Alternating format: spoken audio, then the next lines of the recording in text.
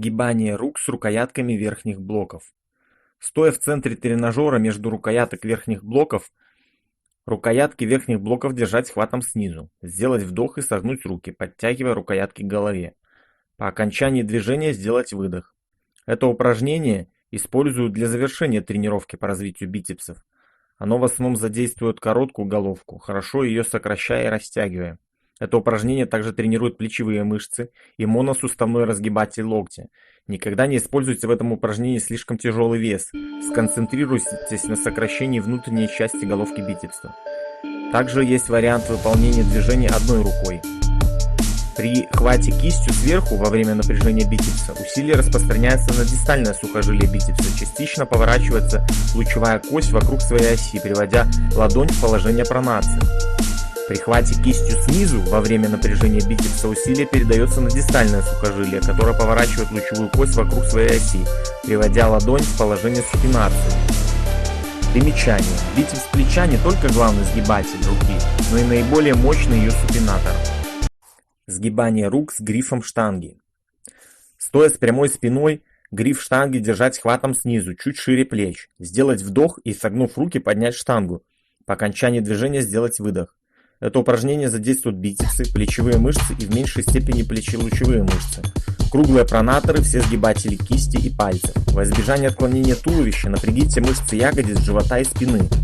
Варианты упражнения. Используйте различную ширину хвата для акцентирования нагрузки. На короткую головку бицепса широким хватом грифа, на длинную головку бицепса узким хватом грифа. При максимальном сокращении бицепсов слегка приподнимайте локти вверх с помощью дельтовидных мышц. Выполняйте упражнения с максимальным контролем над движением. Для этого выпрямьте спину и максимально сведите лопатки вместе. Можно также сгибать руки более подчеркнуто, прижав поясницу к стене, ступни подвинув на полшага вперед. Если вы хотите выполнить это упражнение с очень тяжелым весом, то слегка наклоните туловище вперед, штанга внизу. А затем, сгибая руки, выпрямляйте туловище обратно, назад, придавая штанге дополнительное ускорение. Подобную технику следует применять очень осторожно, чтобы не нанести себе травмы. Этот вариант требует наличия опыта и развитых мышц живота и поясницы, страхующих ваше движение. Существует два варианта: узкий хват, основная нагрузка на длинную головку бицепса, широкий хват, основная нагрузка на короткую головку бицепса. Сгибание рук со штангой. Тренируя бицепс при помощи штанги, очень важно учитывать индивидуальные особенности морфологии.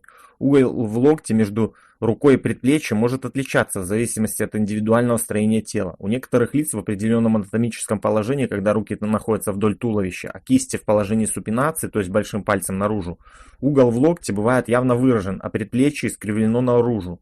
Данная особенность вынуждает лиц с такой конституцией при сгибании рук со штангой с прямым грифом чрезмерно поворачивать запястье внутрь, что приводит к возникновению боли. В таких случаях советуется использовать штангу с изогнутым грифом, чтобы не травмировать суставы запястья.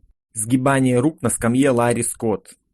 Стоя или сидя, расположить руки на специальной доске Ларри Скотт. Сделать вдох и согнуть руки, поднимая штангу. По окончании движения сделать выдох.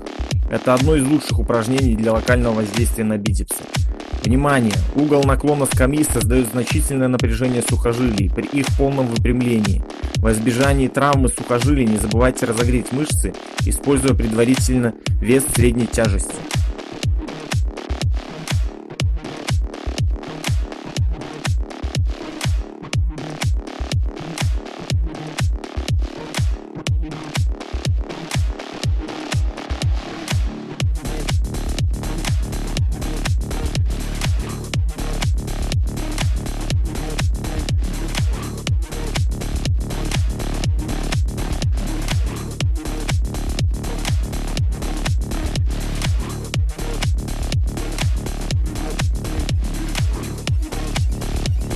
На этом на сегодня все. Если есть какие-нибудь вопросы или хотите поделиться своим мнением, пишите комментарии, ставьте лайки и жмите на колокольчик, чтобы не пропустить новые выпуски. А пока до скорого и помните, наступило время взять все в свои руки.